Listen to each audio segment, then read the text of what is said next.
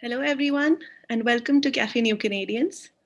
Café New Canadians is a virtual event series where every week we discuss topics that matter to immigrants, international students, and newcomers to Canada, and all those who plan to make Canada their home someday. Today on Café New Canadians, we'll be talking about immigrant perspectives and we'll be discussing the two key areas, which would be underemployment and career advancement. Now, Cafe New Canadians is brought to you by New Canadians. It's a TV and web show wherein we talk about all those different topics that matter to immigrants, international students, and newcomers. We talk about employment, settlement, immigration, businesses, and lots more. So you can watch us on Omni TV if you're joining us from within Canada. You can also check out our content on our website and our YouTube channel. Cafe New Canadians is sponsored by Windmill Microlending. As Canada's largest microlending not-for-profit for skilled immigrants and refugees, Windmill addresses the underemployment of skilled newcomers across Canada. By offering low-interest, affordable loans of up to $15,000 to pay for credentials, licensing, retraining, and professional development, Windmill helps its clients achieve success and convert potential into prosperity. Now, of course, today, as I shared with you, we'd be talking about underemployment and career advancement. And I'm your host, Shruti Dargan. I'll be moderating today's panel discussion. And I'm pleased to welcome five amazing guests with us on the show today. We'll be joined by Renata Rizzato, Mason Hatahet, Kelechi Uzoma, Biba Dimitrievska, and Valerie Gao. And here they'll be talking about their experiences, they'll be giving you tips, and there's going to be lots of learning. So, welcome to all of our amazing guests who are joining us today. And while they join us, let me just remind you that you have a chance to ask them questions directly here during the session. If you're joining us on Zoom, please type your questions in the Q&A tab. If you're joining us on YouTube, where we're also live streaming this webinar, please share your questions in the chat there. So once again, a very warm welcome to all of you. So let's talk about the topic today. Of course, we will be discussing underemployment. We'll be talking about career advancement as well. But to know you better, let's start with an introduction so that the audience knows you better. And of course, they'll be able to ask you the right questions. Let's start with you, Valerie. Thank you very much, Shruti. Well, we're delighted to be here tonight to join you and share some of the tips and learnings that each of the panelists have had since they arrived in Canada. I, as you may be able to tell, was born here, and so my situation is quite different.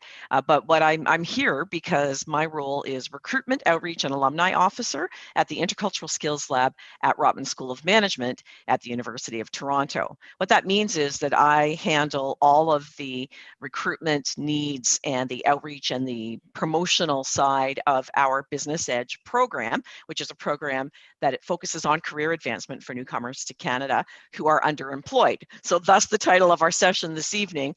And I'm so delighted to have four of our graduates who have finished Business Edge at different stages here tonight to share their stories of success and tips, things they've learned over the years. Thanks for having us.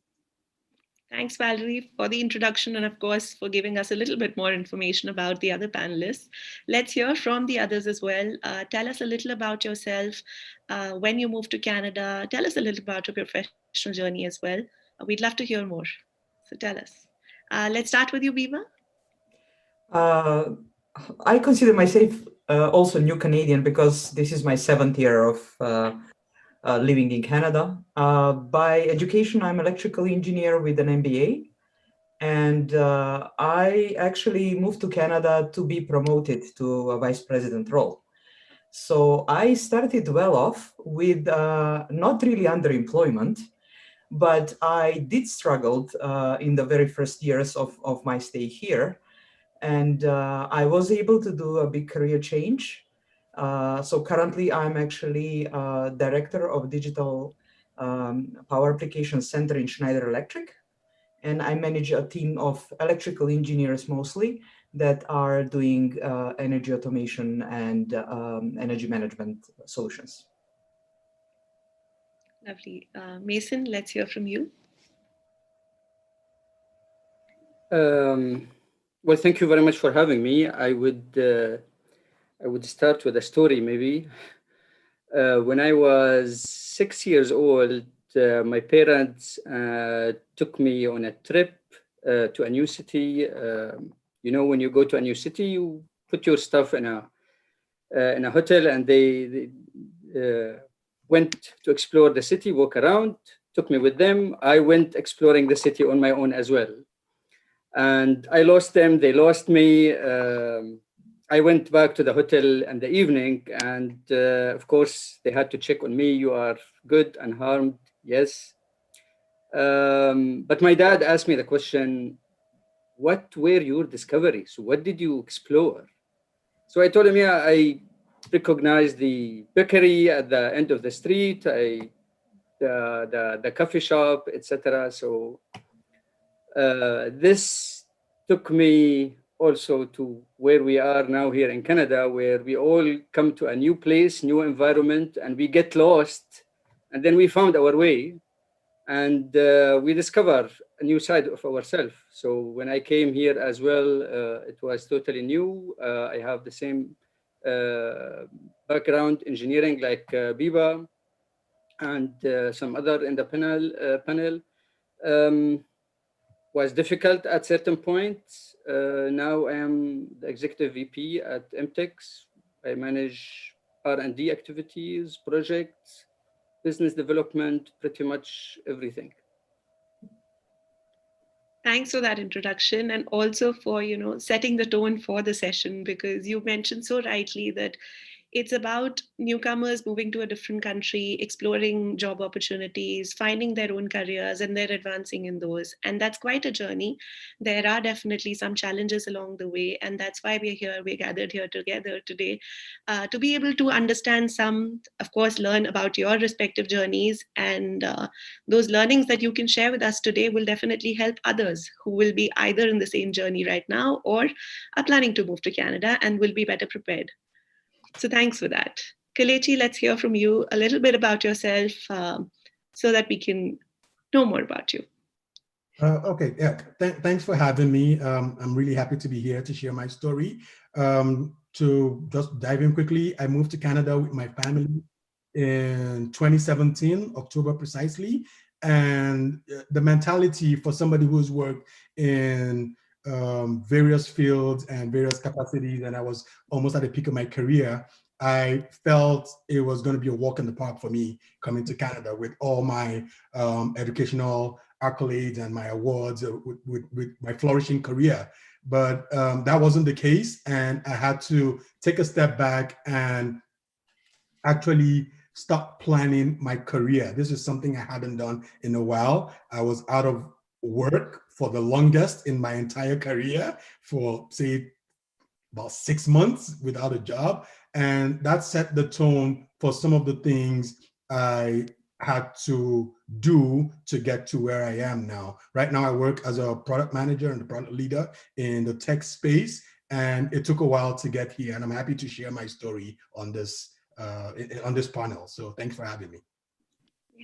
And you again, you touched upon one more point, which is about, moving with those expectations, but also some of us, this session is for those who are skilled immigrants. And as skilled immigrants, we feel confident when we're moving to a different country because of the different experiences that we've had and the achievements, career achievements that we have. And we feel confident because we feel like, okay, there's nothing going to be too new over here and I'm ready for it. But then that curveball comes, and of course you just have to figure it out how to make it work. So thanks for sharing that as well. That's another key point that we would be discussing today. Renata, now to you. Tell us about yourself. Yeah, so thanks for having me. My name is Renata Rizzato. I'm from Brazil. I've been living in Canada now for 5 years, and my professional background prior to moving here was in marketing. So I was in the innovation and product development side, mainly in the cosmetic industry. Here in Canada, I'm in sales. I'm a business development executive for a contract manufacturer of cosmetics for all those renowned brands out there. And I graduated from Business Edge last year. I was from the cohort 17 with Kelechi here, my peer grad. And the reason I bring this early to my introduction, it's because this had a key role in how I approached moving in my career. Because at the point I joined the program, I was ready to change my career. I wanted to go back to marketing. This was what I was good at, what I used it to do. And I was not succeeding since I landed in Canada. And I was going through what we call underemployment, entry-level jobs, and I was getting less and less confident with the time. So when I joined Business Edge, I knew I could get the help I wanted, but what I didn't know is that 1 year down the road, and almost 3 now, I would change my career in a way that I would choose to grow within the same organization. And the main reason for that, I think it's because I was too attached to a label, to a role and a position. I was seeing myself and selling myself, presenting myself, communicating myself as marketing. And I was not opening up for all the opportunities I had around me and selling myself as a skilled immigrant professional, but with all the transferable skills I could bring to the table. So I know we are going to talk more about all this, but just a brief introduction. No, thanks. Thanks so much for that. And before we jump more into discussing, say, underemployment and career advancement, it would help our audience to be able to understand what a Canadian workplace is like. So, briefly, if there are some characteristics that come to mind that you'd like to share here today, anyone who'd like to go first, just a few points here and there to set the tone for what is it like, and then we would be able to talk about the different challenges once you're in a job and how to advance from there. Valerie? Sure. I wasn't sure if anybody else would want to go. Well, I've the only other country I've worked in was the US. I worked in Seattle, Washington for 5 years. So I did actually have a different cultural experience. And I'm often telling people that, and they're surprised because they think, US, Canada. Nowadays, it's a little clearer differentiation, but in the early days, after coming back from there in 2004, people didn't see the difference as obviously. But anyway, so there are differences for everybody in what they experience when they come here. And I think one of the things I hear, I do all the screening interviews for the program, and something that I hear coming up over and over again is soft skills. We all hate the term. I don't like using it anymore, but everybody knows what I mean when I say that. But the issue of what I would prefer to call behavioral skills, and that is the skills that you have, but they're very cultural in nature. So you might have been told always that you had great soft skills. And then what I find is when people come here, I'm told repeatedly, now they're telling me I don't have soft skills. I don't have the right soft skills. And so it's communication, dealing with teams, styles of leadership, those kinds of things that are less tangible and less obvious. It's not about education and certification, but how you're getting along with others and how you're communicating. And I think that's one of the biggest distinctions that a lot of people face, in addition to the different management style that's a bit flatter rather than hierarchical, and a number of other things related to intercultural dynamics that people experience here in a different way than in other countries. And I'll leave it there. But the behavioral skills that you mentioned are actually the ones that are key when it comes to advancing your career as well.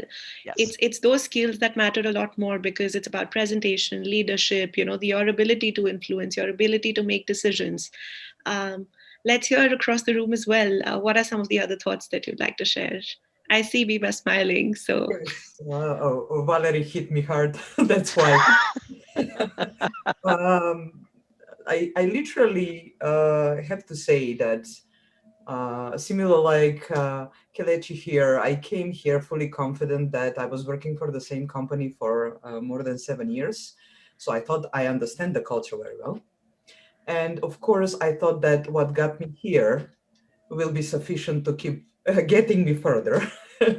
And at the beginning, I struggled a lot understanding why people are mentioning to me that my communication is not good. And by circumstances, I end up on Business Edge. And the very first opening exercise was a situation that I physically lived through. And it's interesting because the cultural impact we have that we bring with us. Even Canadians are not able to identify what is the problem in our communication. So the example was in a boardroom, there is a presentation in Excel and there is a slide that has a mistake. And in my country of origin, which is Macedonia, we have very direct communication, especially with our own employees. So if you see an error on the Excel spreadsheet, it's perfectly normal to say, hey, you know what? That doesn't make sense. Can you correct it? And nobody takes it like an insult. It's okay. I'm going to correct it and life goes on. It's for the efficiency's sake. But in here, when I was saying the same without any bad intentions, like a normal thing that you say, then my communication skills were not good. But the interesting spin was, it ended up being that maybe I need to improve my English. So I ended up being tested for English on multiple institutions. And they were like, no, your English is good. It's not your English. So I read in a newspaper during my lunch break that there is a program that actually deals with communication skill improvements for newcomers. And I said, maybe that's the right place for me. And right after 15 minutes, when they give the example, I was raising my head and asking them like, so what's wrong with this example? This is exactly what I did in my office. And there was a laughter and so on. And then after a couple of instances, when you start understanding the cultural differences, I was so much ashamed of myself. Like, oh my God, I was a savage. I didn't know how to properly say things. So people get insulted, actually, by the way, when you're direct.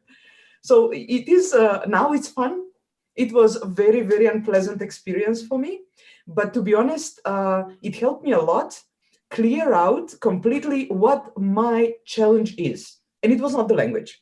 It was the way how you say things and what is appropriate, what is not appropriate, and how the context defines what you need to communicate. And in Canadian workplace, that is probably the kind of the top thing that we need to master as coming as newcomers that are bringing our own cultures to the workplace. And we would be coming back to this, because like Valerie mentioned, behavioral skills, soft skills, as they are often called, those are skills, and as I shared earlier, those are skills that are not just relevant or expected from you to be mastering at the time that you're looking for a job. It's something that you need all throughout your career. And it's something that actually, after a point, defines the growth in your career.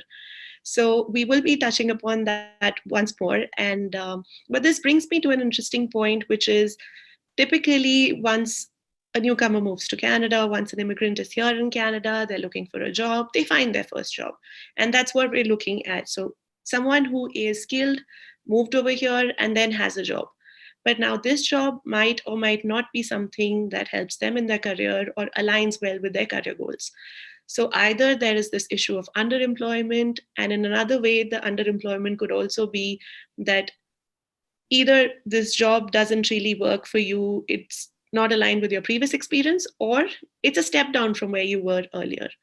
And that's a tough situation to be in. Kelechi, I remember you mentioned it was difficult to suddenly come to reality with the fact that you were prepared, you came here, and then suddenly there was a struggle. So if you could share from your experience, not about your initial job search, but about the first job that you were able to find, and what was that experience like? Were there any challenges? How was it to secure it? Yeah, I would say getting my first job was a challenge. Like it took me a long while to get the first job, and for me, the path with moving to Canada and securing the first job was also a learning phase, and part of that learning and part of that realization was also helpful down the line when I joined Business Edge.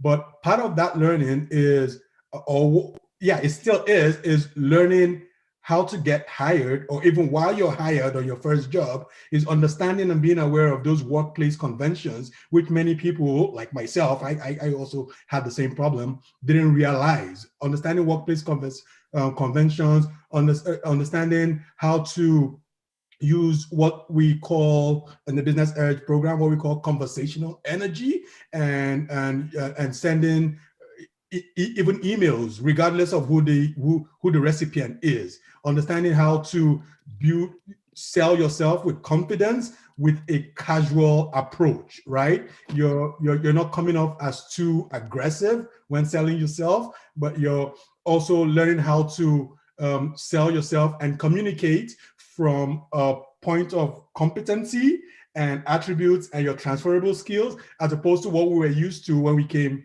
before I came into Canada, where it was all technical skills. Hey, I have an MBA. Hey, I have this certification. I have this. But that's not the communication here.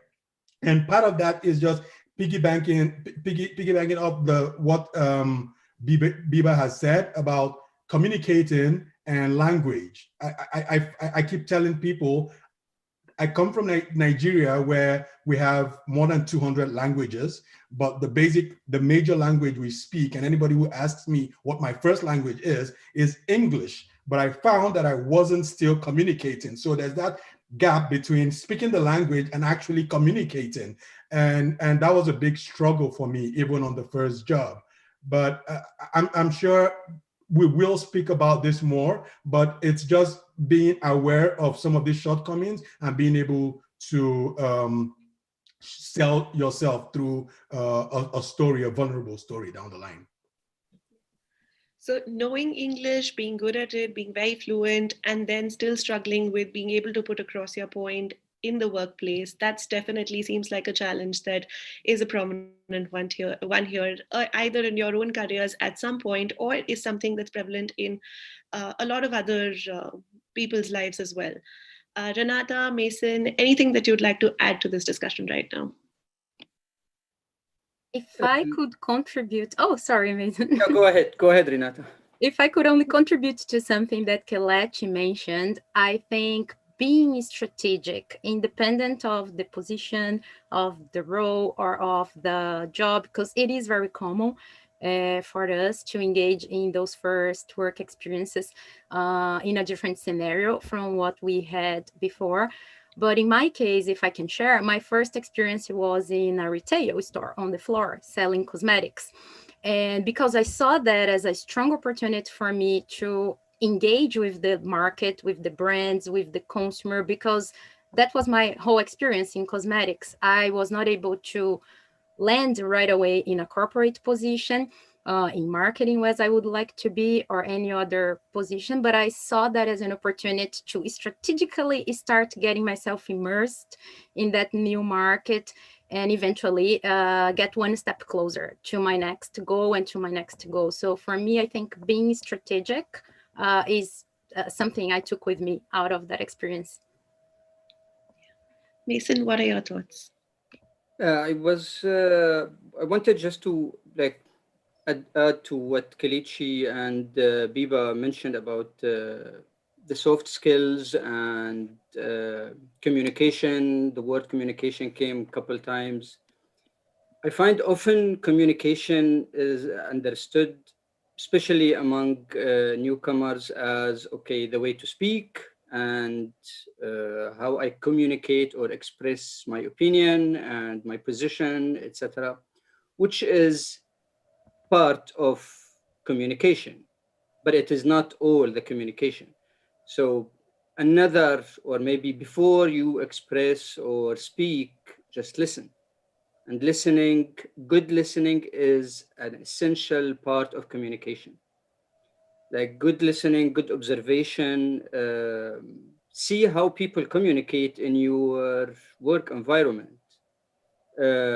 Managers to their employees, employees to their managers, to their colleagues, to subcontractors, all that.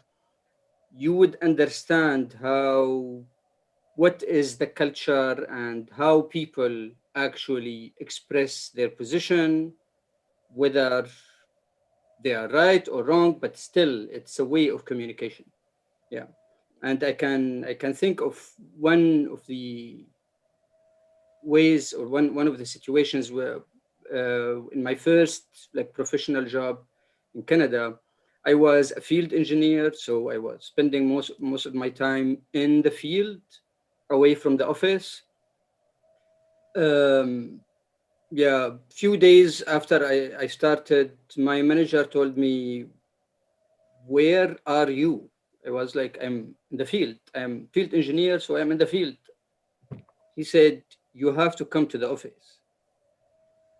And I started come to the office 1 or 2 days a week, and then I go to the field. In those 1 or 2 days, I was able to see how the work in the office actually go and how people communicate with each other. And I was able to build connection and relationship with every department in the company, even though I was the person who is in the field. Yeah, so I think what I want to emphasize here is listening. Like I listened to what the manager told me. Okay, you have to come to the office, and then I was listening to how people communicate. No, that's something which is quite important here. That you've mentioned that it's not just about saying your part, but it's also about listening. It's also about being able to communicate effectively and interacting with the team members. And as you were saying that, I was just thinking how difficult it is for people who are moving now, or maybe in their first jobs right now during this pandemic phase. As much as I understand, we're meeting virtually right now. So, of course, there is some kind of interaction there too. But it's a different thing to be able to see processes, work around with people. Any comments there before we move on to some other barriers in career advancement? Renata, let's hear yeah. from you first this time. I think for me, something that is very important, and it has to do even with the pandemic and everything, trying to change and advance careers, learn, unlearn, and relearn. I think kind of everything we spoke here today touches in this, because you have to adapt, to learn, unlearn some things, and relearn new things. So I think this is how I see, especially in this moment, if we keep this as a continuous, because this is a non-stopping exercise. So it's something we have to do in an entry level. Once you go one step up the ladder, I think this summarizes a little bit. Valerie, you seemed like you were about to say something. I'm so sorry then. Yes, no, that's how it works, right? It's just like a conversation if we were sitting around a table. What I wanted to share was that our participants, we started Business Edge 11 years ago, but the digital version started in 2019, before the pandemic. So we've been online for a couple of years now. And what we've been noticing is that our online programs, the results are even higher in terms of career advancement for people attending those programs. They're sort of an enforced. And if you've taken online learning, you might have noticed there's an enforced kind of community that needs to be created because it doesn't naturally happen when you sit down for lunch or you meet each other in the hall. So you have to go out of your way to build those relationships. Also, I've had several participants point out that it's much easier to do informational interviews, to meet with people when they're from home instead of having to go somewhere, find each other, park, or take transit and make excuses or put appointments in their calendar and find a way to get there. So people have been really amping up their networking a lot in what I've been hearing. That's a great point. And I see a question here too from someone in the audience saying that they're struggling to land their first job. What's the one thing that helps in landing a job? And I just add to that question here, it's not just about the first job that we would be discussing, but I'd also like to know other barriers that you would want to highlight here when it comes to advancing in the career, or once you have maybe the first job, which might just be a survival job, as many people call it, which is something that doesn't really match your previous experience. However, whatever the kind of employment that might be, but once you're in your first job or when you're in your job search phase, what are some of the barriers that you would highlight that one is likely to face in Canada? I'll just point it to Bilyana. I probably am not the best example, except for switching careers. I would say that, first of all, it is good to prepare for Canadian types of interview, because it is very difficult to succeed in the first interview. Don't get disappointed. Don't have broken hearts if after 5 interviews you end up being not the selected one. It means it was not for you. It was not meant for you. It is not a job that, it was yours. The Canadian managers like to do interviews that go very little into the technical skills and much more in how you will be a cultural fit for the team, or how easy you will be to work with. And will you be able to actually secure a good environment where the rest of the team will be productive? So in order for somebody new to prepare for those questions, how to answer them properly, and there is a methodology that on Business Edge we were lucky to practice it very, very long time. I would suggest that, I mean, it is preparation. Everything is in the preparation. Even without the methodology, if you don't know the methodology, even just preparation and saying answers out loud when you prepare for an interview is a helpful technique. And the next thing is be short. And it's something that we that don't have English as a first language tend to be going deep explanations because we thought that maybe we are not clear. So let me just explain it a little bit more. And it is a tremendous effect because of the short span that the listener will have to our answers. By the way, I started my new position and new job just 3 days before the lockdown on COVID. So well, congratulations. I literally have done the full year without being able to access the team. And then just a few days ago, I was promoted. So it means I have done well. So I would like to encourage anybody who is suffering in this moment to find a job. It is possible, it's doable. It does need a little bit of dedication. And it is a job. To find a job, it is a job. So don't lose your temper very quickly. Be persistent. What it also means is that we have the right panelists today who have seen those challenges, who have overcome those barriers, and who are, of course, achieving great success. So it's great to have panelists who can share their experiences and, of course, tips, your own learnings that will be helping others as well. So I'll come back to the point about barriers. It could be cultural barriers, it could be communication barriers, but is there anything else that anyone on the panel would want to highlight about career advancement, underemployment? What may cause that, or what are some of the common barriers? I think, even linking to what Biliana said, one of the things is that we not always show up prepared. And what I mean by that, I can use my example. For example, I come from a culture that is super high context. So we give a lot of details and we focus on creating that first connection first, that relationship. And here we will not always have that chance. You need to be ready. You need to have your elevator pitch, your presentation in a crispy, sharp language. You're ready to go.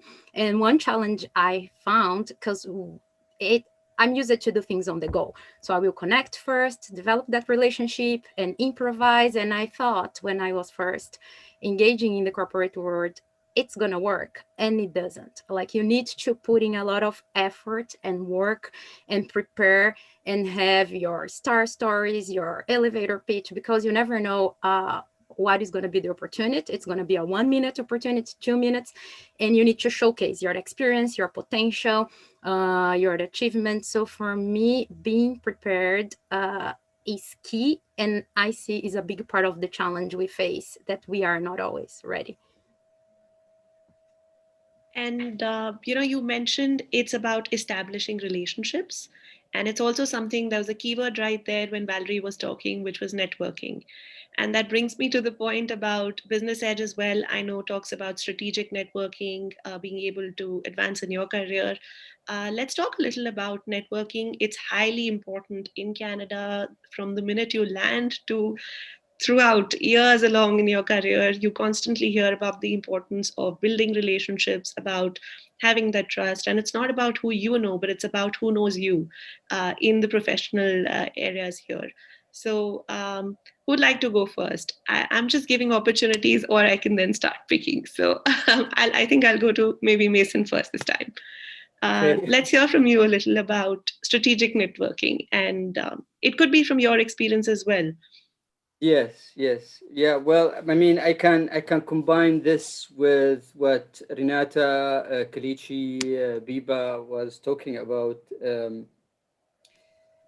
So one of them, for example, I mean, it's difficult at some point when people come to Canada to go break their ego. I was a manager back home. Now I come here. I should deliver pizza. I should do this. And it is okay. It is still a job. It will help you for the time being. And And remember, when I always go back to that story when I get lost and my dad asked me, what did you discover? It helped us this hard time or the difficult phase. It helped us to discover another side of ourselves.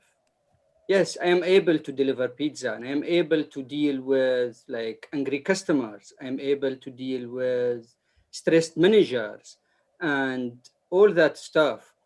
I worked in so many survival jobs, like you name it, call centers, cleaning, hair salon, etc., etc. I did a lot of networking. A lot of people are coming also from different countries with different backgrounds. So one of the people who worked with me, I was like doing general labor. He is a general manager back in Nigeria and just came in and he started the job like me also in general labor, and we built up very good connection till now. So if some time in the future I see a good opportunity for a good project manager, I definitely would recommend him. Yeah, and so on. So even though it is not your job that you are looking for, you still discover a lot of stuff and you gain a lot of stuff. You gain networking, you gain new skills, etc. I don't know if that answer some of the questions yet you. No, that definitely. What stands out to me is that, it's not about who you're networking with as well. Sometimes when we're networking, we just think of this is one person who might be able to help me in my journey, but it's who you're networking with. You might be able to help them at some point, or they might be able to offer some value at a different point in your career. So that's definitely a point that everyone in wherever at whatever stage they are in their careers, I think it helps. Yeah, absolutely. I mean, one of the people that I worked with when I was at the hair salon, um, she was a graphic designer, and after we moved from the salon, she opened her own business as a graphic designer and printing, etc. So now I am at MTech. We wanted to print something. So I still have this connection and I called her and it was a business opportunity for her as well. So you never know where this connection can lead you. Just go into it with a positive attitude. Yeah. Kelechi, let's hear from you. What are your thoughts on what Mason just said? Is there something you'd like to add here or your own thoughts that you'd like to share with us?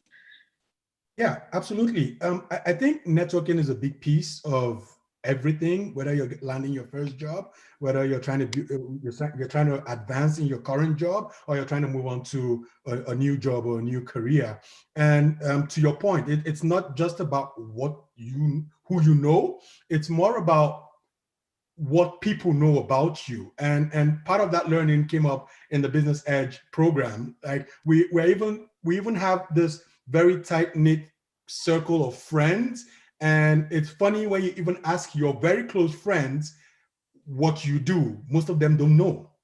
So it's a deliberate process, it's ongoing, and it's an opportunity to grow your visibility and to help transmit that your unique brand and sell those transferable skills and your competencies.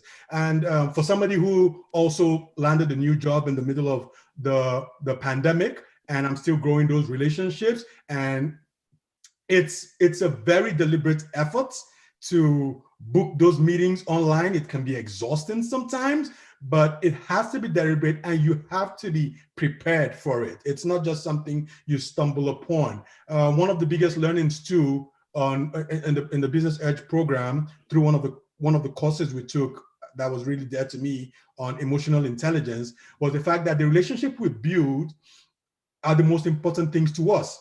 And it comes from a place of vulnerability. Coming from my past experience before coming into Canada, vulnerability was something that was seen as weakness.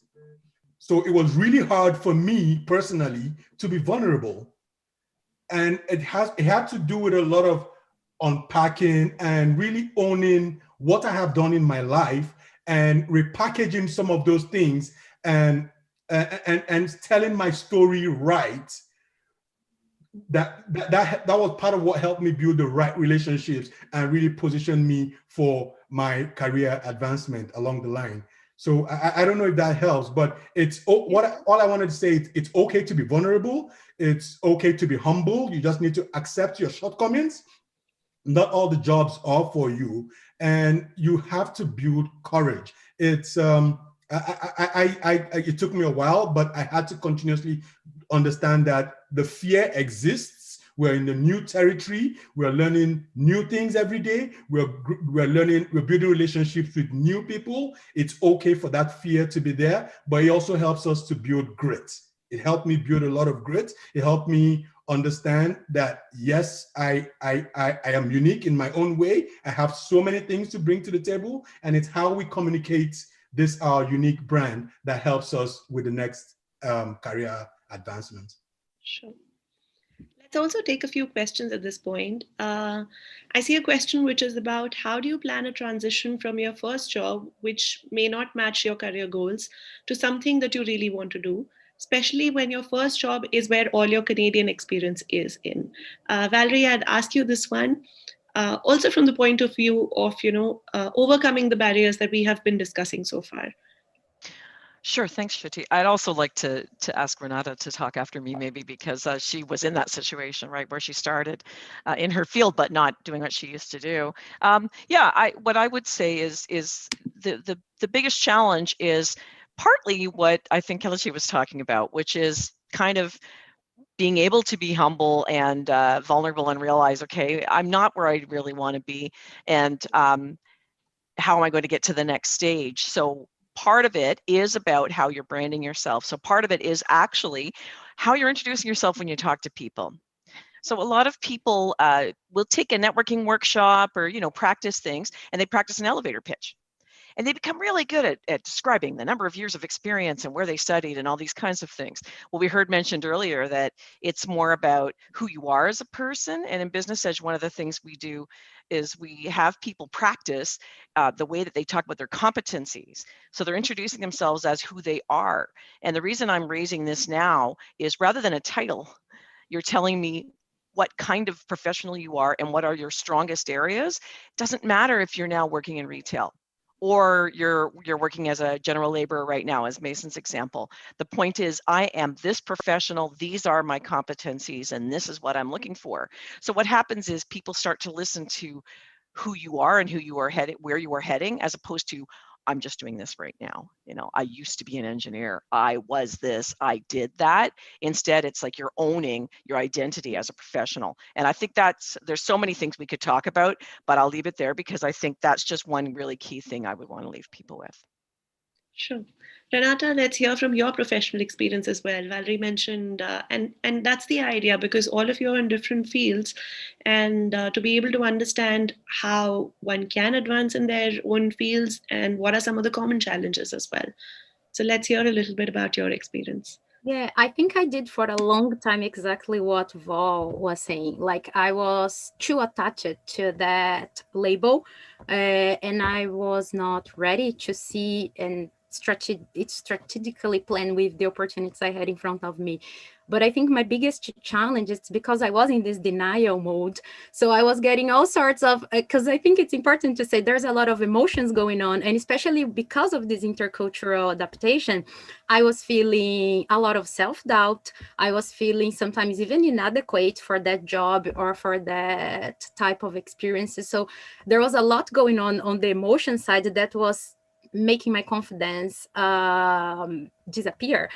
But what I did found useful, as I shared a little bit before, I tried to keep an eye on what was my ultimate goal. So even though I was in the retail, I was at the sales floor, I was taking that opportunity to learn and explore more of the market.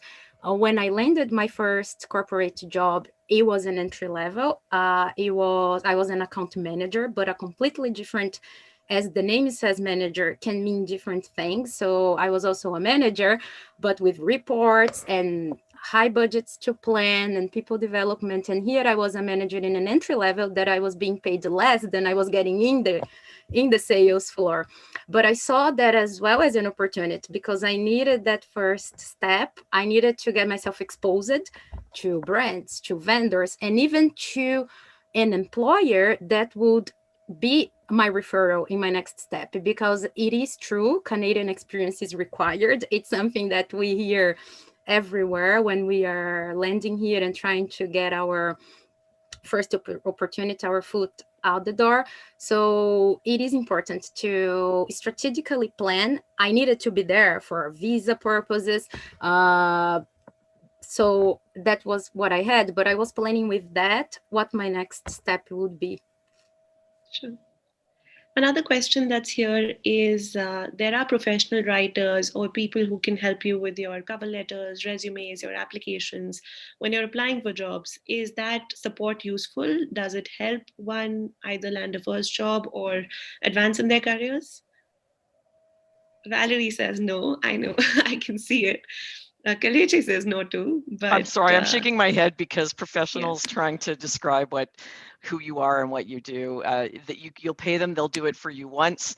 And as most of you, if you're listening tonight and you're someone who's taken a workshop on resumes and has had help from an agency on your resume, you'll hear that you have to target it every single time for every job. So if you have this one great resume, it helps you for one job.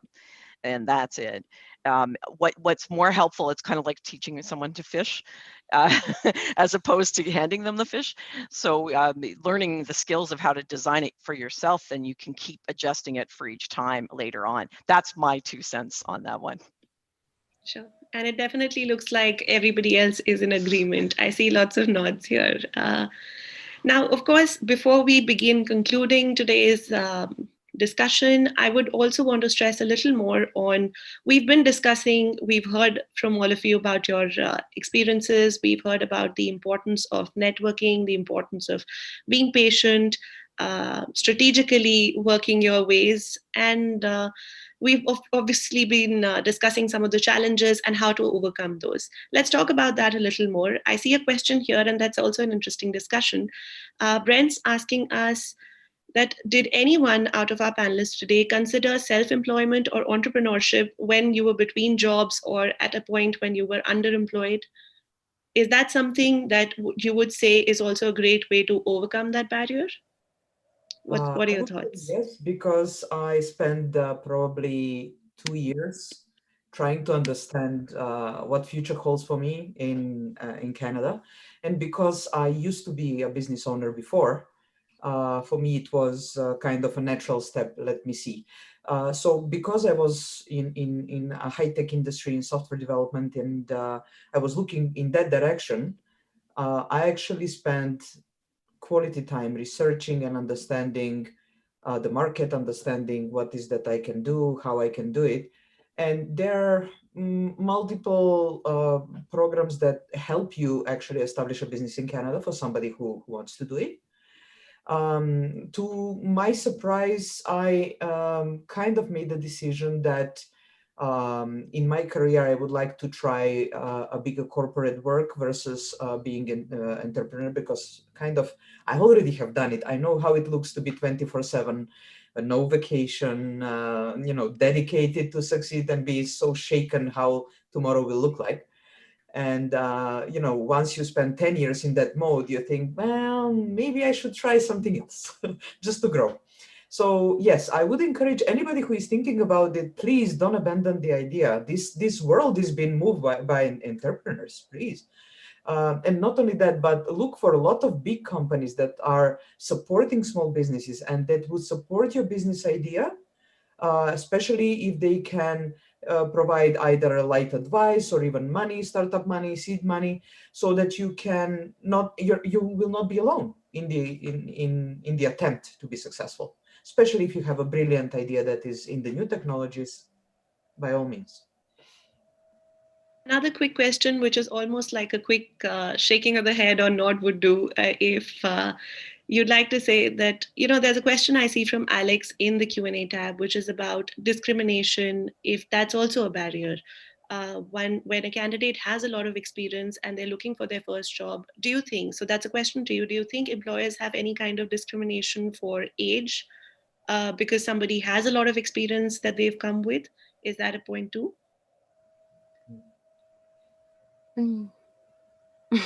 It's hard to say. I think it's also, if I could maybe add my 2 bits here, it would be that, this is dependent on your individual experiences as well. It's hard to give a generic answer or a blanket answer for something like this, I feel. And it's Yeah. also organizational culture, I have Yeah. to say. It depends on the place. Yeah, I think getting caught up in discrimination, it exists everywhere in the world. And so wherever people are coming from, they're always sharing with us the discrimination they've experienced or they've seen others experience in other countries. So it's like it may be there, but the point is you have to be able to push past and figure out strategies to be successful regardless of what might be in front of you. That's just what I want to say. I think it's because in Business Edge we focus so much on what we can control versus what we can't, and there's not that much you can do about discrimination. It looked like Kelechi wanted to say something though, so I don't want to take all the thunder there. Yeah, absolutely. It's like you said, we focus on what we can control and what we can't control. When I heard the question, I heard those two parts. Like the first part was the discrimination piece, and then the other part was the part where you're coming with so much experience and you're showcasing all these experiences, and you feel you're getting discouraged, discriminated against because you have so much to you're showing on your resume. And from experience and from my learnings on my journey, I know coming from where I came from, and I'm sure many people, to Canada, you learn that Canada is more of a specialized country where you're focused on one skill set for your job, as opposed to where I was coming from, where I was doing so many things with one job title, but I was working across many competencies or many skills for different jobs. And the question is, if you're going for a role that says financial analyst, why do I have to start showing all my skills for project management, product management, risk management, and all that kind of stuff? And this brings me to one big piece from Business Edge, which is the career management plan, where you have this beautiful roadmap of what you want to do, what you have to do to get there, and what you need to do to develop some of those skills that you don't have yet. And that helped me a lot because it helped me articulate my stories for the different skill sets and the different competencies that align with all these different skill sets and different roles or job roles and descriptions. And that way you're able to sell yourself for that targeted job that you're looking for. I hope that helps. Well, I think some very interesting points were made today, and it was lovely hearing from all of your experiences as well. This brings me to my last question, which is actually your advice.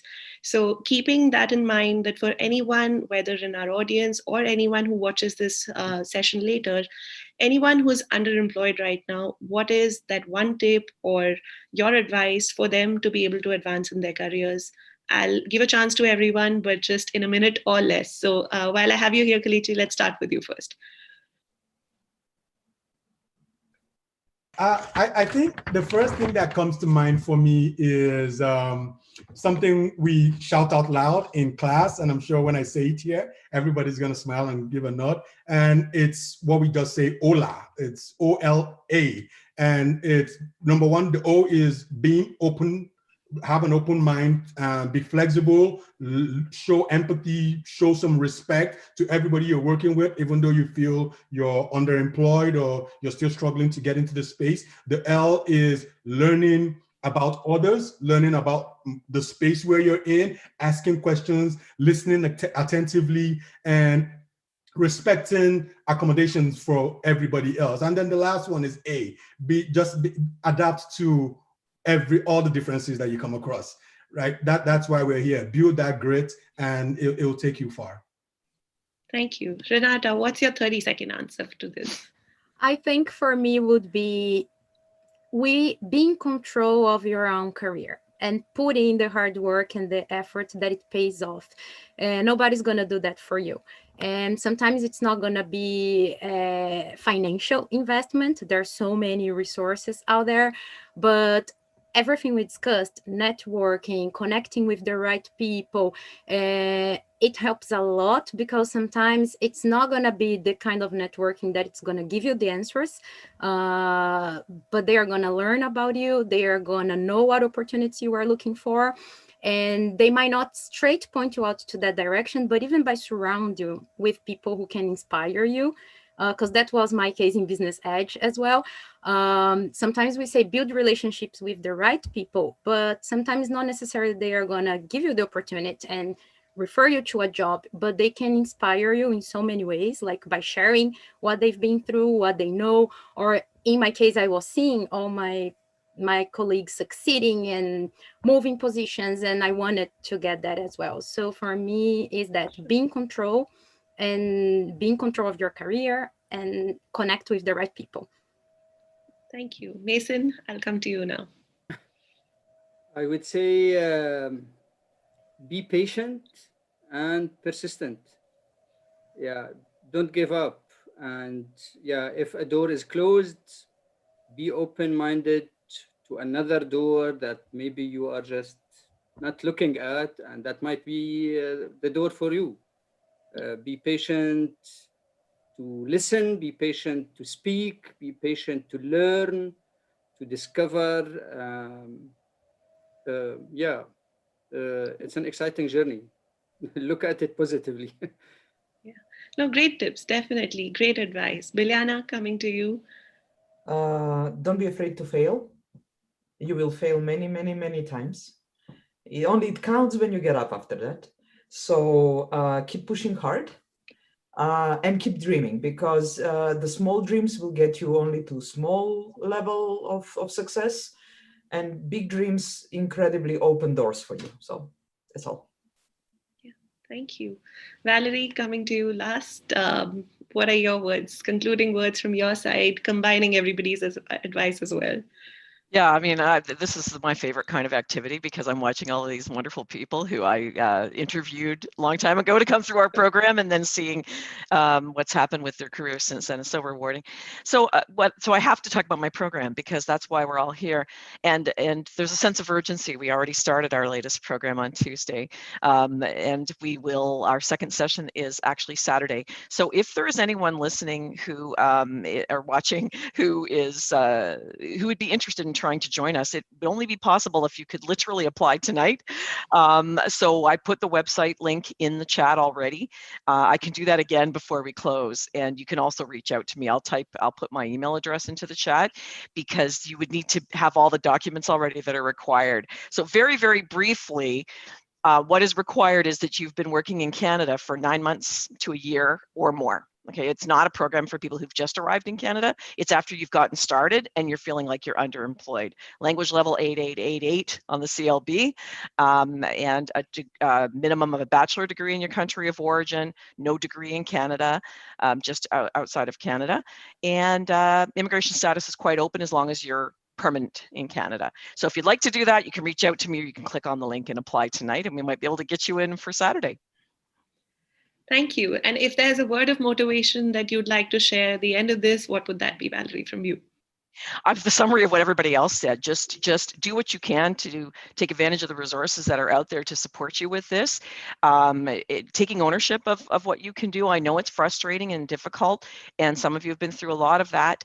I hear it all the time in the interviews. Please remember that there are things you can do. Don't do this alone. That's the main thing I would say. Don't be isolated. Don't think you have to do it on your own. Reach out. And even in this online situation currently, there's all kinds of programs and services still available online. So don't try to do it alone.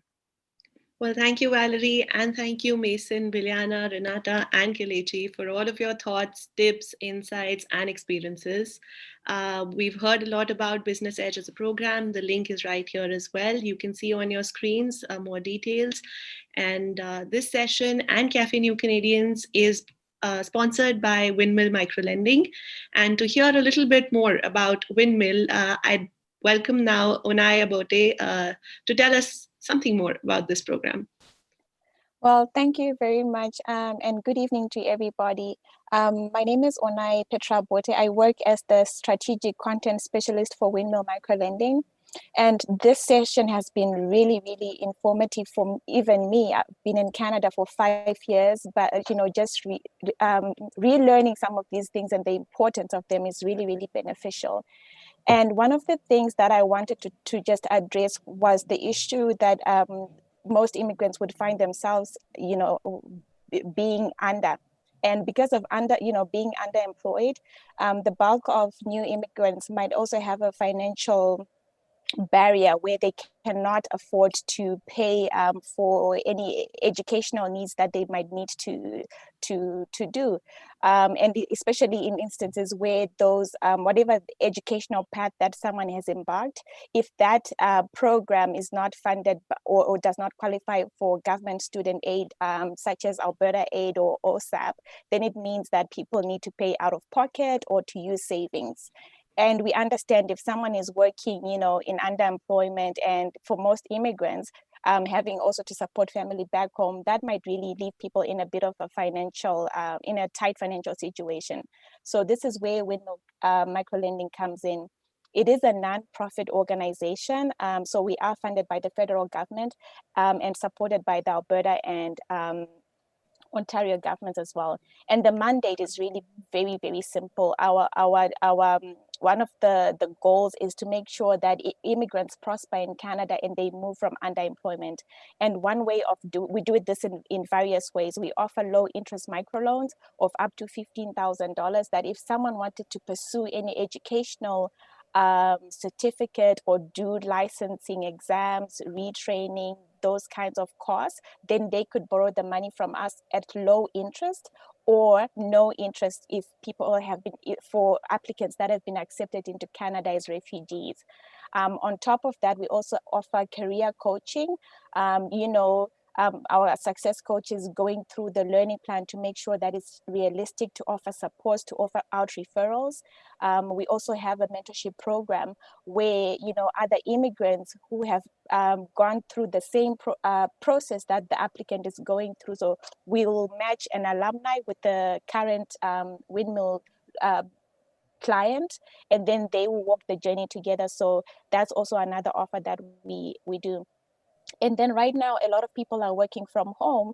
So in the event that, and some people might be embarking on new decisions, such as moving across Canada, so moving provinces, we also allow people to borrow the money for relocation. So if I wanted to move, I'm speaking to you from Calgary, Alberta, but if I now wanted to make the move to and work for Windmill Microlending in Toronto, because we do have an office in Toronto, then, I would be able to borrow the money to use the money specifically for my relocation costs, but only if I am holding a valid job offer from an employer. So basically, that's what Windmill Microlending does. I would urge you to go on our website, follow us on social media, on Twitter and Facebook and LinkedIn as well, and see the amazing work we've done, read some of our success stories of people who have used the program and what they've been able to achieve. So thank you very much. And I will be putting the details in the chat function, but thank you and have a good night. Thank you, Onai. Thank you, Onai, for sharing the details with us as well. And a very big thank you to, of course, our panelists and to our attendees today for your time and for your participation. We talked and discussed about underemployment today. We learned lots of things about how to advance in your careers. And these are the kinds of topics that we bring out every week when we have these Café New Canadians sessions. So do attend more sessions. We bring sessions to you every week. And to know about those, do stay connected with us on our social media platforms. You can find out about us and our content also through a newsletter that we have, which is a monthly newsletter, the New Canadians newsletter. Connect with us on all of these platforms as well. Tag us in your journeys, and we'd be happy to answer all your questions when you participate in these sessions that we bring to you weekly. As I shared earlier, Café New Canadians is brought to you by New Canadians. You can also watch us on Omni TV if you're in Canada, and check out our content on our YouTube channel as well as our website, newcanadians.tv. We cover everything that matters to immigrants, international students, and newcomers to Canada. So once again, thank you so much for your time. Stay safe, stay healthy, and we'll see you again next week.